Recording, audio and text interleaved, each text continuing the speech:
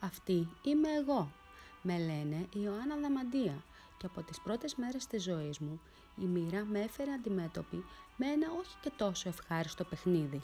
Αυτό αφορούσε ένα σοβαρό ζήτημα με την υγεία μου που θα με ακολουθούσε για πάντα.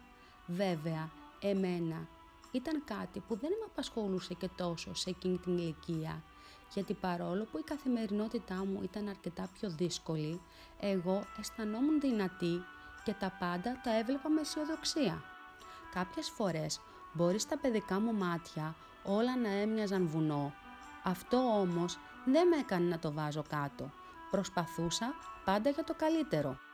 Στο κάτω-κάτω δεν είμαστε όλοι άνθρωποι δημιουργημένοι να ακολουθούμε την ίδια διαδρομή, ούτε έχουμε τα ίδια όνειρα. Καθώς μεγάλωνα, στο δρόμο μου βρέθηκαν πολλές φορές άτομα που προσπάθησαν να μου αλλάξουν πορεία. Μου είπαν ότι τα όνειρα που κάνω δεν είναι για μένα. Άλλες φορές μου έβαλαν εμπόδια και προσπάθησαν να με πείσουν ότι τα θέλω μου αγγίζουν το ακατόρθωτο. Ακατόρθωτο όμως για ποιον? Ακατόρθωτο για μένα ήταν μόνο αυτό που το κάνουμε χωρίς πίστη στον εαυτό μας.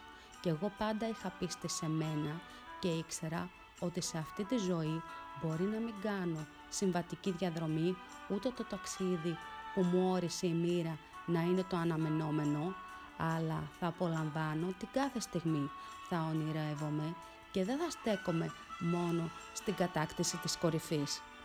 Εξάλλου, τι νόημα έχει κορυφή αν δεν έχουμε απολαύσει το ταξίδι?